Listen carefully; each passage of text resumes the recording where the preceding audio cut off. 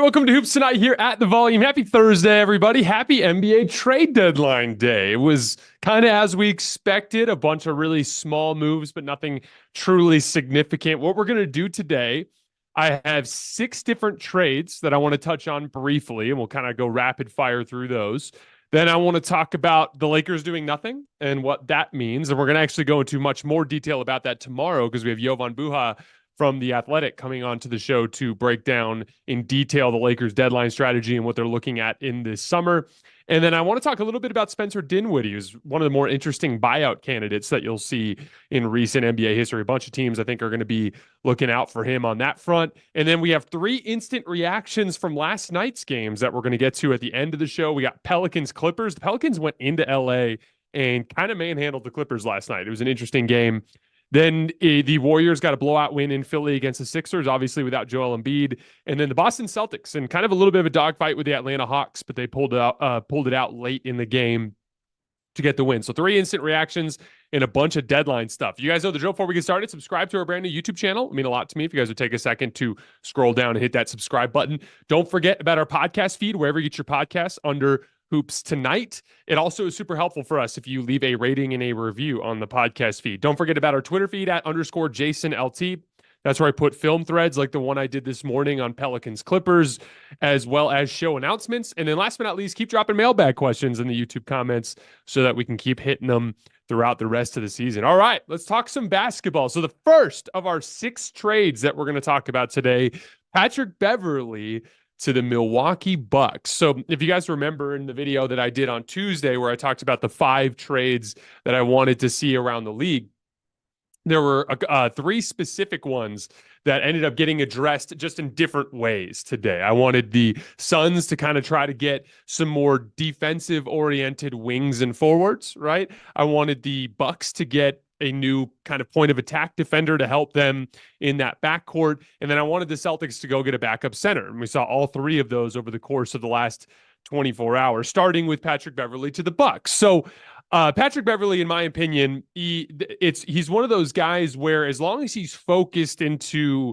what he's good at, he can be a really useful player. It's when that kind of expands outside of his kind of wheelhouse that you can start to see some diminishing returns there. For instance, when he was with the Lakers, I thought he did a really good job guarding guards and then struggled when he had to guard bigger forwards. Some of that was like he had a reputation as being a guy who could guard bigger forwards, but the truth of the matter is that just was never really a good option, right? And that is extended through to this season. I think he's done a really good job on guards. I thought he did an amazing job in that big win against the Denver Nuggets on Jamal Murray. It was Joel Embiid kind of denying Nikola Jokic, and then Patrick Beverley just harassing Jamal Murray all over the floor. So I think there's some trickiness to it with the Bucks because with Malik Beasley, he's playing with a ton of confidence right now, and he kind of has that starting spot locked down. And I will be curious to see if they keep Patrick Beverley on the bench for that specific reason.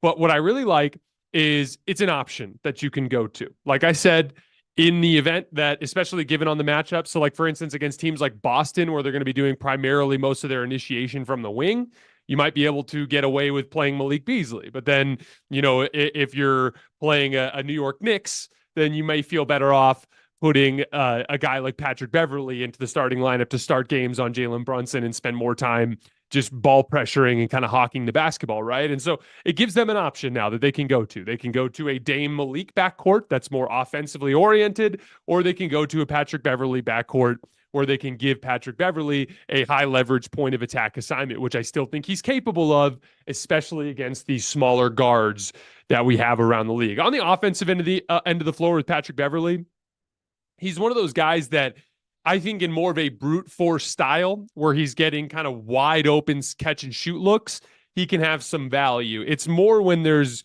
a ton of motion involved in an offense that he can be an issue because he's a little bit of a ball stopper. He's a little bit of a guy who likes to catch and jab step and pump fake before he really does anything. And so I actually like the offensive fit with the Bucks because I do think he'll get wide open catch and shoot threes. And that's kind of the story with him. He's 41% on unguarded catch and shoot jumpers, 28% when they're guarded. So to me, with Milwaukee, he's going to get some really good looks. That to me is a good fit. He's got a little bit of off the dribble pop. He's got like a decent little, he'll kind of dribble to the left and stop and then pivot back over his left shoulder for a hook shot that he can make. And then he's also got a decent floater. So he's got a little bit of that higher level closeout attacking stuff. But the offensive end of the floor leaves a little bit to be desired with Pat. But I still think he's one of the better guard defenders in the league. And so the Bucks, without having to give up anything of significance, found an upgrade there at the point of attack. Our next trade, the Knicks finally get off the Evan Fournier contract as well as Quentin Grimes and a little bit of draft compensation for Bojan Bogdanovic and Alec Burks from the Detroit Pistons. So I really like the Bojan Bogdanovic fit, especially in the short term, because you're dealing with a situation where Julius Randle is going to be out for a little while. And I think specifically alongside an OG Anunoby as a really strong athlete at the three, you can get away with having a lesser athlete at the four in Bojan Bogdanovic. He brings a lot more scoring pop to the table. Very, very good kind of like second side creators. 55% effective field goal percentage on pull-up jump shots this season.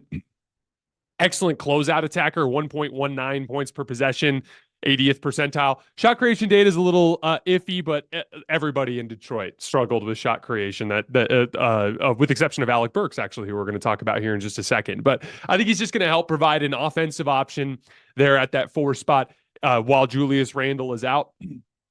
He's also going to bring kind of a similar approach to Julius Randle in the sense that, to me, Bojan Bogdanovic is your textbook matchup attacking forward. He's the guy that can pick on a smaller guard and take him down to the block and get to a little short right shoulder fade or a little bank shot over his left shoulder, something along those lines. He can get offense out of mismatches, which is a big part of the way that New York attacks. And it brings a physical in position to the position as well, because he can attack smaller players, which I think is something that is part of the theme of what the New York Knicks do. And the other thing too is he's got a non-guaranteed $19 million, I think, next year, which the Knicks can guarantee, and they can just as easily use a salary filler as an expiring, just like they would attempt to use Evan Fournier as if they had kept him. So to me, this is a great example of a deal, kind of similar to the OG Anunoby deal, that gives them some increased flexibility with their rotation in the short term, while also maintaining their long-term flexibility if they want to make a bigger deal. Alec Burks, once again, kind of a solid second side initiator. He's more of an on-ball guy than Quentin Grimes was, but he is a very good catch and shoot player. He's getting 1.25 points per catch and shoot jumper this year. He's also a really good athlete at the position. It's actually funny. I can't remember exactly where I saw it, but I remember a couple of years ago I saw someone say, I think on Twitter, that Alec Burks looks like if you were loading an NBA superstar two guard and then just stopped at 80%. Because like if you watch him on the right night, he literally can look like some of the better two guards that we've seen in the league. He just has never been able to maintain the consistency in his NBA career. But to me, like just a good basketball player that you're bringing in my opinion, an upgrade of Quentin Grimes in that deal. Also shot 41% on pull-up jump shots this year. His creation data in Detroit was actually pretty solid, ironically enough. 177 pick and rolls, ISOs, and post-ups, leading to 188 points, which is 1.06 points per possession. So good, comfortable amount over a point per possession. That's quality second side shot creation. So you brought in two really good basketball players. You maintained the salary filler element that you need, an upgrade of a key rotation player in Quentin Grimes, never had to give up any sort of truly significant asset. The excellent season from New York, upgrading on the margins, continues. Our next deal, Xavier Tillman and Jaden Springer to the Celtics. So as I talked about yesterday, or I should say on Tuesday, in my opinion, the Celtics, from what we had heard, had been doing some digging on a backup guard. They'd been doing some digging on a backup wing, and they had been doing some digging on a backup center. And one of the things I said was I viewed the backup center position of the biggest importance. I just have a better feeling about Derek White, Drew Holiday, Jaylen Brown, and Jason Tatum being healthy for a playoff run than I do Al Horford and Kristaps Porzingis. That, to me, is where they needed a little bit more margin for error. Xavier Tillman, I obviously he's not as good as an Andre Drummond, but in my opinion, a very solid backup big to go to. This is a guy that slides his feet pretty well and has good anticipation guarding bigger, stronger forwards around the league. So I think he's an option that you can throw at the likes of Bam Adebayo or Giannis Antetokounmpo or Julius Randle for maybe a couple of minutes a half, just to kind of give yourself a decent option in that specific situation. He's one of those guys too that like not a high percentage 3-point shooter, but will take them, and a guy that can make them. And so I just thought it was a solid backup option, a more steady backup option than some of the other options that they've gone to, and brings a real like size and physicality to the position that I think will be valuable to them in the playoffs. Jaden Springer, outstanding athlete at the guard position, one of the better perimeter defender prospects that we've seen from the guard position in a long time. Really limited offensively and has a lot to gain on that end of the floor, but he's only 21 years old. But the defensive end is what is exciting. Last night against Steph Curry, from the opening tip, just ball denial, aggression, physical all over the floor, did a great job kind of taking Steph out of the offense. Now, it was a team-wide scheme from Nick Nurse, which we'll talk about in a little bit.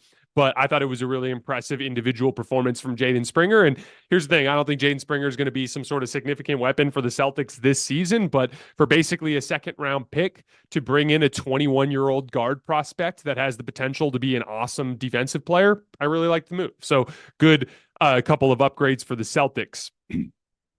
David Roddy and Royce O'Neal to the Suns. Two more physical and defensive-minded players to give them a different look on the perimeter. David Roddy is huge and has a lot of versatility defensively on the front line. Once again, big forwards in the conference. It's just a good thing to have on the roster, which was something that Phoenix didn't really have. When you're going to run into a team like Denver, that's going to, we saw with Miami last year that they just were like, oh, we're just going to go to Aaron Gordon on the post every time because they don't have a guy who can guard him, right? And so like you're going to see teams like Denver attacking the post, need to have a big, strong forward as an option there, right? Teams like the Lakers going to attack in the post, need a big, strong forward that you can go to as an option there. Even like something like a Kawhi Leonard, having a guy like a David Roddy that just can hold up better under some of the physical approach of a Kawhi Leonard, it's a good option. And then Royce O'Neal, he's your textbook 3-and-D guard.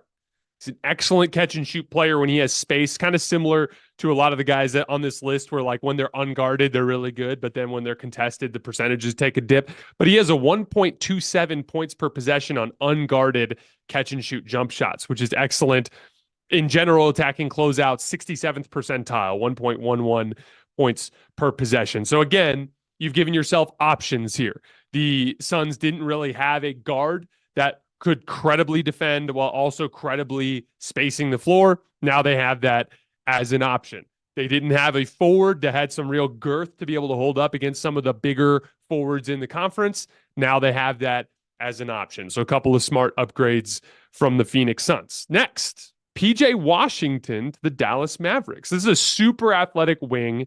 Once again, kind of like some of the other guys we talked about on this list, can shoot the ball when he's given all day. He's 39% on unguarded catch and shoot jump shots, but any sort of closeout he struggles against. 0.88 points per possession in spot up situations, which is in the 22nd percentile. So pretty bad on that front. The Hornets used him a lot as a screen and roll player, caught a lot on the short roll. And so I could imagine them using him like that with Luka, essentially setting ball screens, rolling into space as an athlete where he can make some decisions. And just next to Derek Jones Jr., now they can, I kind of view those two guys as a little bit of a redundancy, but like now they can bring some athleticism to the table alongside their core guys. So I thought that was an interesting little upgrade. And I know that Dallas was pretty frustrated with Grant Williams in general in the way that he had played this season. All right, our last trade, Gordon Hayward to the Oklahoma City Thunder. So this is an interesting example of a stopgap move in the sense that like it was clear that the Thunder didn't quite have their closing five worked out because Giddey's the odd man out in a lot of ways. And it was clear that they needed a bigger forward, but it was also clear that they weren't ready to make some sort of all-in move, like to call Utah and offer them 6 first-round draft picks for Lauri Markkanen or something along those lines, right? So I also had heard that OKC really just wanted to see what this group can do in the playoffs before they decide what they need. I kind of think the need is obvious, but that was their approach. They wanted to make a 1-year run at it and then kind of zoom out and make a decision from there. And so on that perspective, Gordon Hayward makes a ton of sense because he's a veteran. Now you actually bring a real, I don't want to say adult because those guys are adults, but like in terms of veteran actual experience in the NBA, Gordon Hayward brings that to the lineup, and he's just a better option as a fifth guy in the lineup than Josh Giddey. He's a dead-eye catch-and-shoot guy, unguarded catch-and-shoot jump shots, 1.4 points per possession, which is insane. Also pretty good at the rim this year, 66% at the rim. And so I like the idea is just like now you go into the playoffs, you have Chet, Gordon, Jalen, SGA, and Dort basically is your core five that you're closing games with. A little bit more experience and like Gordon Hayward has played in the playoffs before, so just gives you a little bit more experience on that front. I thought it was an interesting option, and guess what? We will learn from OKC this year what they are capable of on that stage in a big way, and then we will find out this offseason whether or not they need to do something more substantial. Okay, two more quick notes on the trade deadline before we move on to games. The Lakers doing nothing. I don't want to go too far into this because we're covering the Lakers tonight after Lakers Nuggets. So we'll talk about it a little bit more in the instant reaction after the game. And then, like I said, we have Jovan Buha coming on the show tomorrow. Here's all I'm going to say. I always be a little bit of reticence when it comes to criticizing front offices for what they do in terms of trades and free agency, because we don't really truly know what was available. There's a ton of smoke this time of year. Reports that serve the sole purpose of basically tweaking the public kind of perception of value, and it's a lot of gamesmanship going on. So like it's really difficult to be like, oh, why didn't the Lakers do anything? It's like we don't even know if they actually reached agreement in principle on a deal. You know what I mean? Like obviously, I think it's safe to say that judging by some of these price points, had they put a first round pick out there, they could have gotten something back. But it's hard to tell which players exactly would be willing to would have been achievable with that first round pick. And then once you take that first round pick off the table, it does limit some of their ability to do something this summer. So I want to be clear. We don't know what actually was on the table. That said, I do know this. I know that the Lakers do not have a single starting caliber 2 or 3 that can both credibly defend and is a positive offensive player. They have very one-dimensional guys. Like they have, Jared Vanderbilt is a guy who can defend on the perimeter, but has some offensive limitations. Austin Reeves and D'Angelo Russell are both excellent offensive players, but they have defensive limitations, right? Like Taurean Prince is kind of considered a two-way guy, but in terms of perimeter defense, he is very much on the average to slightly below average side, not the above average to elite side. So they don't have anybody on the roster that they can throw at a Steph Curry in a playoff series, that they can throw at a Jamal Murray in a playoff series, that they can throw on a James Harden in a playoff series. They just don't have any options on those fronts. And so basically, like I said before the season, I said this from the very beginning. I said the Lakers are a contender because they have LeBron James, Anthony Davis, and Austin Reeves, and they are poised for a midseason upgrade to address their needs. They did not make any sort of midseason upgrade to address their needs. And so we're going to do a kind of a revamping of the contender tiers that I do probably right around the All-Star break during that week off that we have. I have something specific in mind there. I think we're going to get Sam Vecini on and kind of dive into it contender by contender, but I have to drop the Lakers off of that legitimate title contender tier. It's just that like NBA history tells us that you have to have these certain boxes checked, not just on the roster, but also in terms of your approach to the regular season. And not only did they not address those roster needs, but they're 27-25. So like at this point, they are what we can't completely write them off with LeBron James and Anthony Davis, but they are just an extreme long shot at this point. And the last thing I'll say about it is I think it'll be a little bit easier to kind of look back on and evaluate fairly when LeBron James retires. But here we are 5 seasons into this LeBron James, Anthony Davis thing. And I would argue 2 of the 5 seasons, they straight up just didn't have a chance to win. Kind of like closer to 3 out of 5. Pretty much everything after the Russell Westbrook trade. And so given the LeBron James, Anthony Davis foundation, which I maintain they've been top 10 players over the course of this entire stretch, at a minimum top 15 players, to have 2, let's just call it top 15, to have 2 top 15 players on the roster and to not be able to maintain a championship contending roster around them is a damning indictment of the Los Angeles Lakers front office and ownership group, starting from the beginning, letting Brook Lopez walk, letting Julius Randle walk, letting Alex Caruso walk, the Russell Westbrook trade, just a complete and total lack of understanding or appreciation for the way that role players can impact winning, specifically athletes that can compete on both ends of the floor. It has been a pretty depressing job. And as a result, the second best player of all time, LeBron James, has spent most of the tail end of his prime fighting uphill with rosters that weren't capable of competing with the best teams in the league. And it's just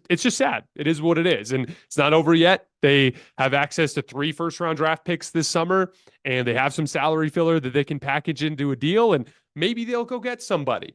But if you look around the landscape of the league, if a real somebody becomes available, who are the Lakers outbidding?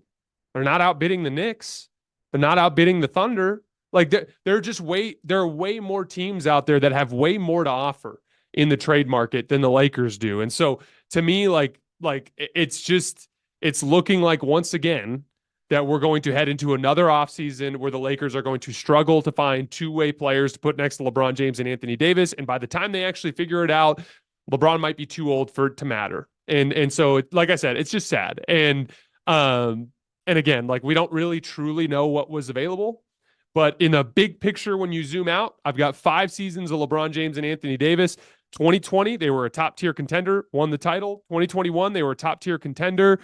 Injuries undercut them. Then they traded for Russell Westbrook, and it's been a lot of mediocrity ever since then. They're right around this 500 mark, 50 games into the season, seemingly every year now. And it's just not easy to do that when you've got foundational pieces like LeBron James and Anthony Davis. And so, again, just not a good look for the Laker front office. One last note. There is a potential saving grace for the Lakers. Spencer Dinwiddie is going to be available in the buyout market. And the Lakers, as a first apron team, will be able to sign him. And I would imagine there's going to be a lot of teams that are going to be in the running for him, specifically teams that could use a backcourt athlete. Spencer Dinwiddie is far from the ideal type of athlete for this type of role, specifically the 3-and-D role that the Lakers so desperately need.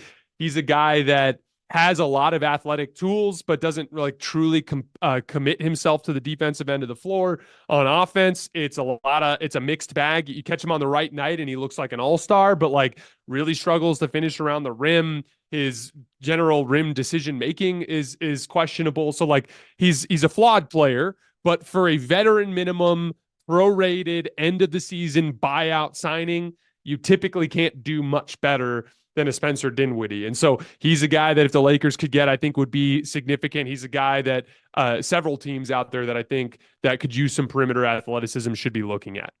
All right, let's get into our instant reactions from last night. So we're going to start with Pelicans Clippers. So the Pelicans just absolutely jumped the Clippers early on in this game. They actually won the first quarter 36-19 and pretty much stiff-armed them the rest of the way. There was a little bit of a comeback, like kind of a semi-comeback in the early fourth quarter, but the Pelicans immediately extended the lead again.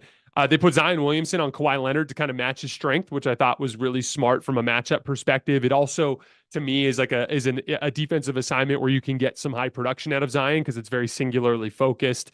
They put Brandon Ingram on Paul George to match his length, and then that allowed them to put Herb Jones, I should say, on James Harden.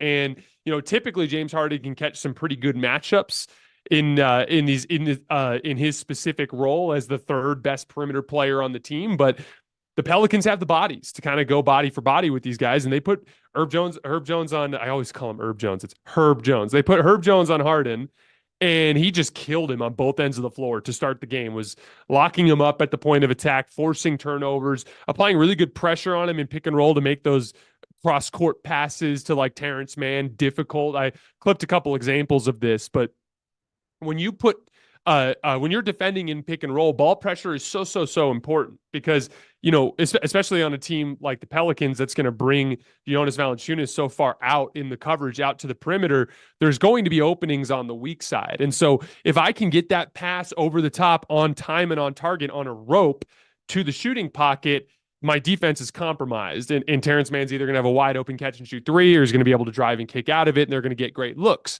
But if I can pressure the basketball and I can force a looping pass or a deflected pass, it buys me a chance to rotate. And Herb Jones is just so good with that active hands, high hands, getting those deflections and bothering those over the top passes. He was also beating Harden on the other end of the floor just by running his lane in transition, getting out in front of him, cutting back door, just really, really active early in the game, dominated that matchup with James Harden, which went a long way to the early lead for the Pelicans. And then on the other end of the floor, just really high level driving kick basketball from the Pelicans. I cut a lot of examples of high level closeout attacking from the Pels. And I want to give Zion Williamson a lot of credit for this one because they were using a combination of pick and rolls and Zion ISOs to basically pull the Clippers players down into help. And when they would pull them into help, quick on-point swing passes and then quick decisions attacking closeouts ended up generating the offense. CJ McCollum was particularly great early in the game,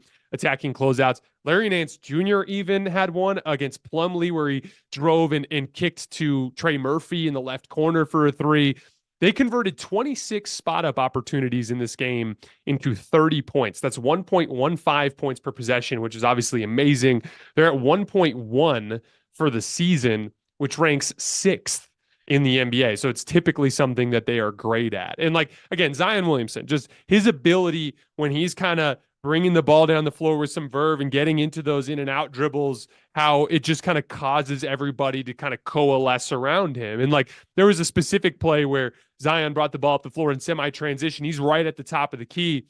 And I think it was Paul George sinks all the way down to the nail because it's part of the, that's kind of what you have to do against a real downhill athlete. You have to build a wall, so to speak. And when you build a wall, you generate closeout opportunities. And that specific slot closeout is really important. You can imagine ball handler, on-ball defender, helper at the nail. So this guy here, not only does he know he has a closeout opportunity, he knows where the angle of the closeout's coming from. Paul George is going to be closing out to his left-hand side and trying to chase him off the line because he's a good shooter.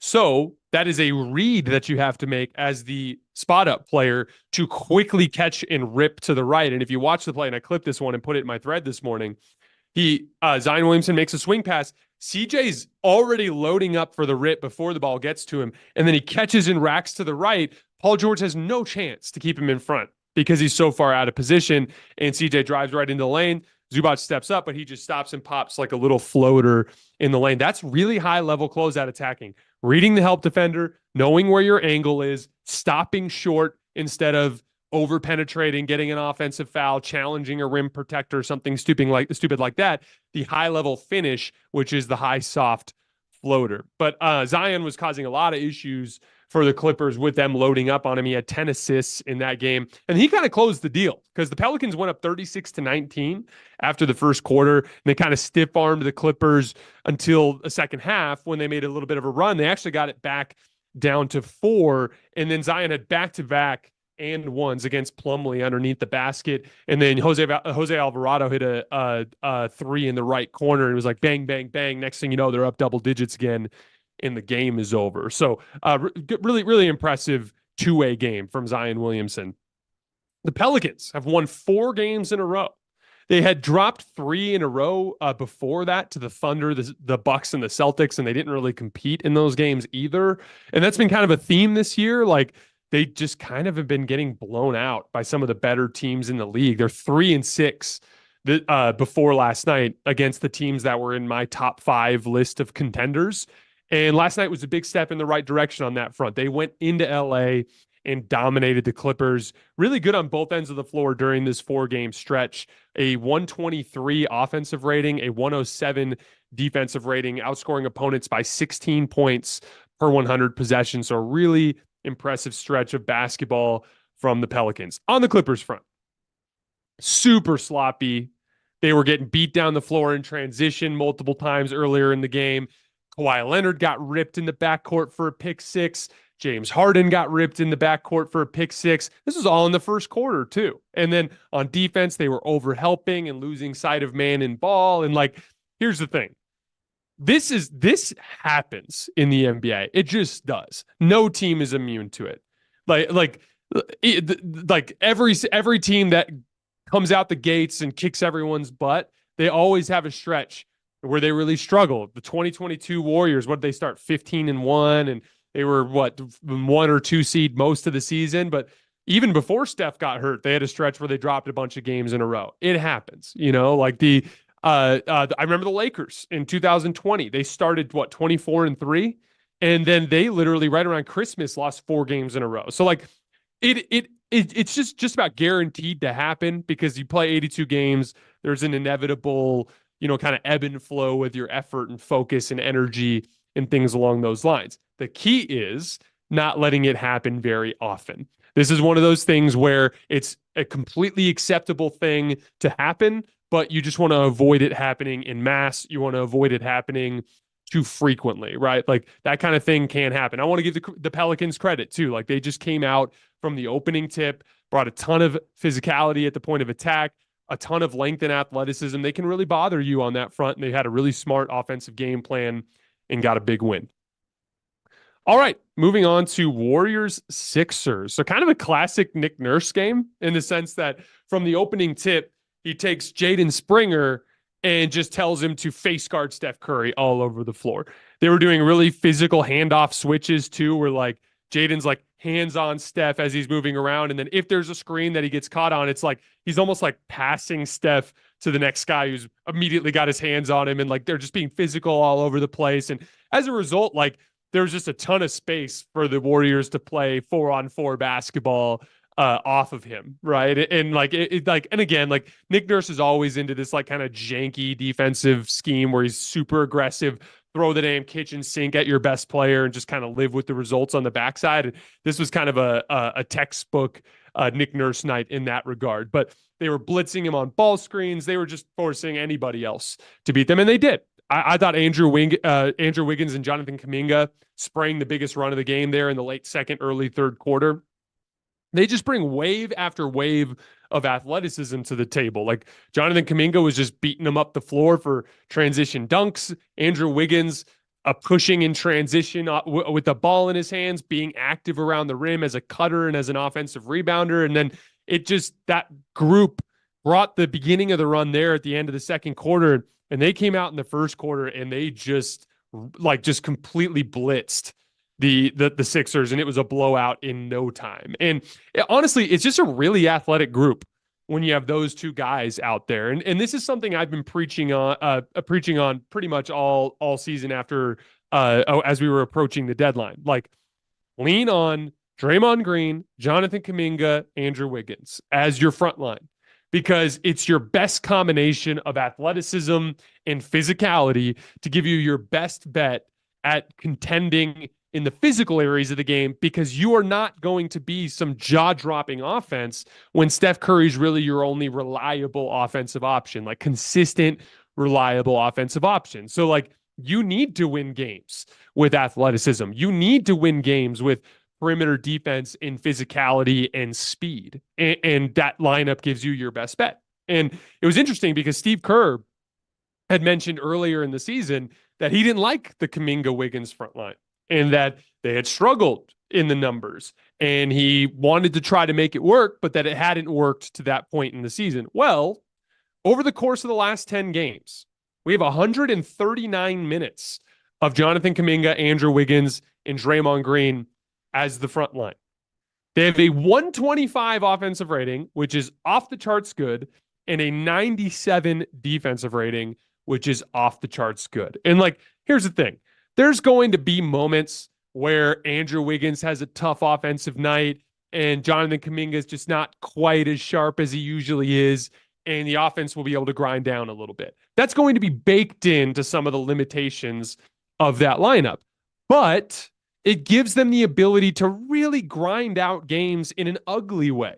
This is a team that needs to get stops and run out in transition. This is a team that needs to bring real downhill force to the rim to try to just muck things up and win ugly with matchup attacking and I'm just bigger and faster than you type of stuff, right? They don't have a legit number 2 option. And so they're not going to be some crazy consistent offense the way that like a Denver is going to be. And so I think that lineup gives them their best opportunity to kind of bring that athleticism and defensive end of the floor into the equation more frequently. And again, like 139 minutes is a substantial sample size.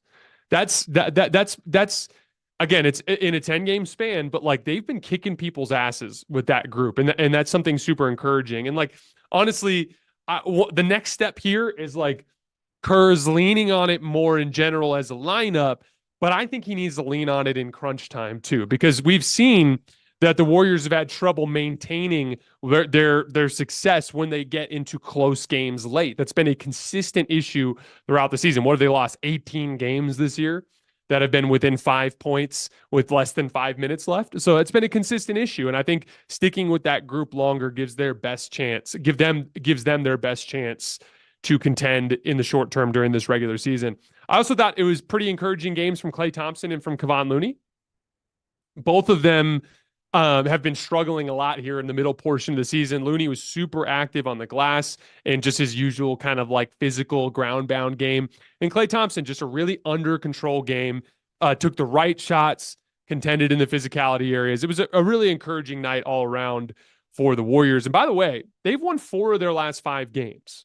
And they've won 4 of their last 5 games with that one loss being that lost to Atlanta where they fell apart in crunch time and had all the issues that they had there. So like there's a lot to be encouraged about on this front. I still think they have a really good chance to get into the play-in. They're only 1 game back of Utah. They're like, I want to say 3.5 games back to get into that 8th spot to where they where they get 2 chances to win 1 game, which is just a better position to be in the play-in tournament. So big step forward for the Warriors last night. All right, last one before we get out of here. Celtics and the Hawks. So it's kind of interesting game because Drew Holiday was out and DeJounte Murray was out. So some kind of funky versions of both teams. Celtics went big with Al Horford.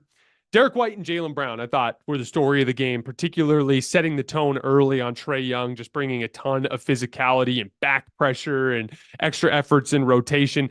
You can tell with Trae Young when he's struggling, when some of the drop-off passes to bigs are a little bit off target, and when he's missing his floater. Because like when he starts to rush his floater, that's when you can tell you're really bothering Trae Young. And they did a really nice job on him. He had just 20 points on 25 shots. They forced him into 4 turnovers. Atlanta got some solid contributions on the wing. Sadiq Bey and Jalen Johnson were both great. They combined for 44 in this game. That just kind of kept things close. But then late in the game, Jason Tatum and Derek White helped them pull away. Tatum, it was interesting because it was kind of a microcosm of some of the stuff you've seen from him this season down the stretch, because it's like he gets Sadiq Bey on a switch and he late in the clock ends up settling for like a tough pull-up 3. And you're like, why didn't he drive to the basket? And then on the offensive rebound, it gets back out to him and he has Trae Young on him and he immediately, his eyes light up and he just rips through into the lane and just bounces off all these bodies, gets his left-handed scoop shot, probably got fouled too, like probably deserved free throws on that one as well. And then I thought the most encouraging sign was he got Onyeka Okongwu on a switch on the left wing a few possessions later, and you could see as he was mixing up those side-to-side dribbles, he wanted so bad to take that pull-up 3, but he didn't settle. He drove left, got right past Okongwu, probably should have gotten an and one on that one as well, scooped it in. And then late in the game, once again, it was about 30 seconds left, and he had Sadiq Bey again on the left wing, and instead of settling, or on the right wing, instead of settling, just put his head down and tried to get downhill, kind of turned the corner a little bit to the left and drew in Kristaps Porzingis' man and made a swing pass back out to the perimeter. Hit Kristaps, he knocked down the 3 that basically iced the game. And again, like it's just going to be a vital importance for those types of developments to take place for Jason Tatum. Like the frustration I thought was encouraging. He was mad when he got that and one after he missed the pull-up 3 and he was yelling at the refs. And it's like, dude, get frustrated, get irritated, bring that physical imposition to the game. You are one of the best forward athletes in the league. And when you bring that, you make your team that much harder to guard. And had a good playmaking game too, had 2 really nice driving kicks to Derek White in the 4th quarter. Really high quality 3-point shots. Again, that's the name of the game for the Celtics. You can play the volume 3-point shooting game, or you can play the quality 3-point shooting game. And if they play the quality 3-point shooting game, I think they're going to win the title. That's how good I think they are.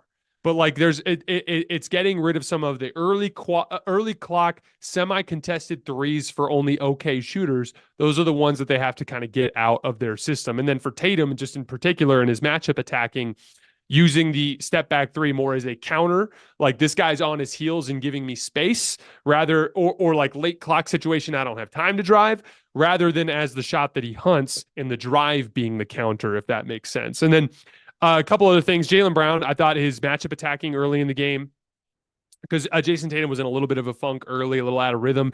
Jaylen Brown was bringing that just like mid post ISO attack that kind of carried them offensively earlier, and then he brought a really good defensive effort and had some really good possessions on Trae Young, which was part of their success in that game. And then I really liked the Xavier Tillman and Jaden Springer additions. I thought that they were a good example of a team that understands, like, it's so easy to sit there and be like, we're the best team.